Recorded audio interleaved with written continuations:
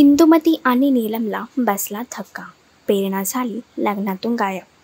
पिंगा ग पोरे पिंगा या मालिकेच्या अपकमिंग ट्रॅकमध्ये प्रेरणा या लग्नासाठी तयार झाली आहे आणि घरामध्ये देखील लग्नाची तयारी सुरू झाली आहे.